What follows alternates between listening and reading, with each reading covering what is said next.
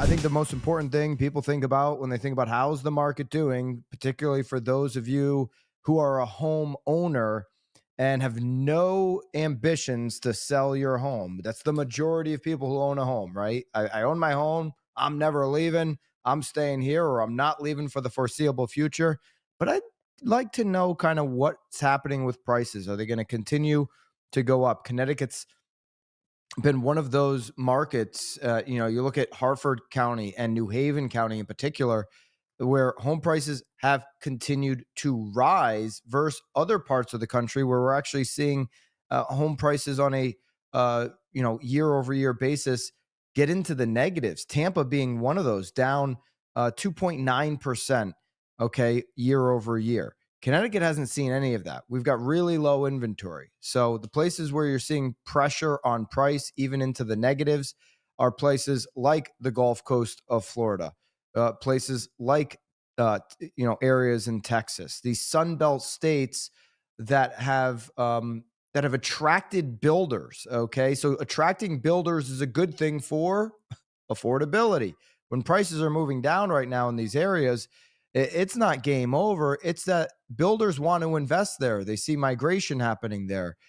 They don't see that many regulation hurdles like they do in the Northeast. They see a lower cost to construct. And, you think about Austin, Texas, for whatever you think about that place, and I have some thoughts about it. I've been there. They've done a really good job of creating affordable housing. Okay. They continue to build, expand Austin, Texas. I know expanding areas here in Connecticut is going to be difficult with the landscape and all of that. But they're creative in the ways that they think about building. And we have lacked creativity here for a long time, which is why we're in the inventory situation that we are in. Okay. This inventory continues to drive prices up. But the question that we're going to answer here first, when we take a look back here on just September, is where have prices gone? And we'll start with single family homes for the month of September. So we are now into what I call our seasonal decline period. So the expectation is that August closings should have sold for more on single family homes in Connecticut at a median number versus September.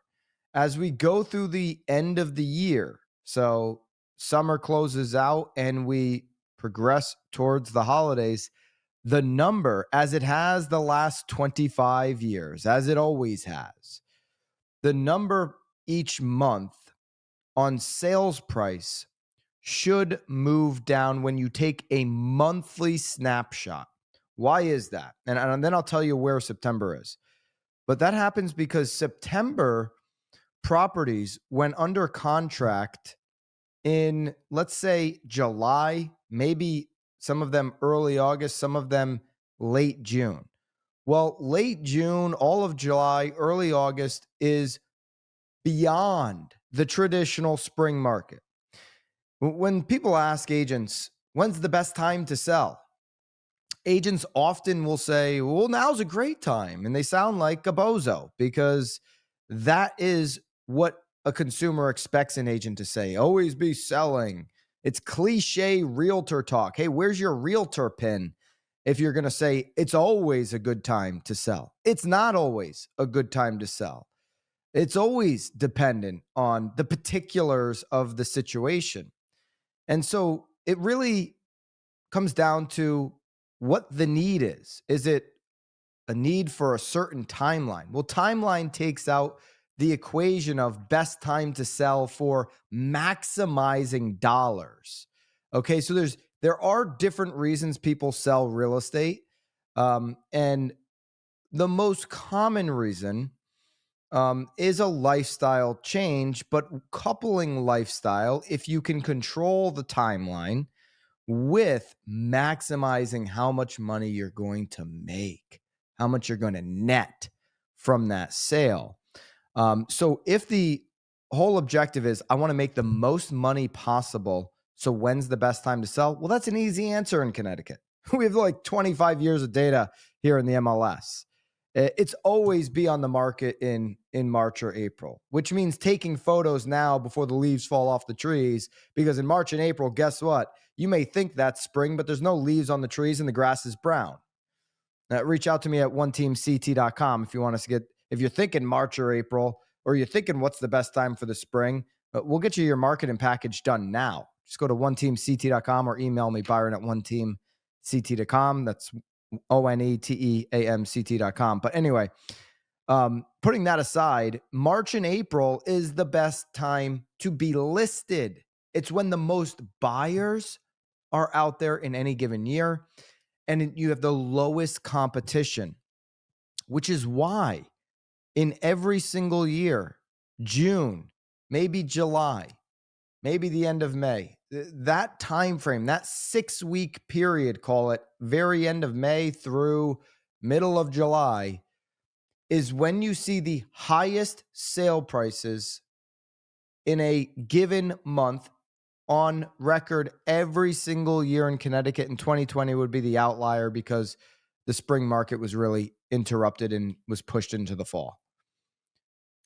June is when you see the highest sale prices. So now that we're into September, that number should be coming down because there's less buyers by the time summer kicks in. They're out there in March. They're out there in April. A lot of the sellers hold their inventory till May or June because they think that's when they're supposed to when the grass turns green, and they're wrong. There's less competition in March and April. That's why when you go under contract in April, you close in June, okay? It's a 45, 60-day turnaround time. Go into contract in April, close in June. And what do you know, every year in June, the highest prices. So what happened in September? Well, leads me to this. September is on track to do what most Septembers do, drop below August. September's median sale price was $470,000, while August was $490,000. We peaked this year. What do you know? June, the median sale price for that month was $500,000. Now, prices are not crashing $30,000, okay? The fact is that June, you had the highest competitive buyer back in April, putting these properties under contract, pushing them up. And in September, you had a July, August buyer maybe who just didn't have a lot of competition, had more wiggle room, okay? And you've got a $470,000 median sale price.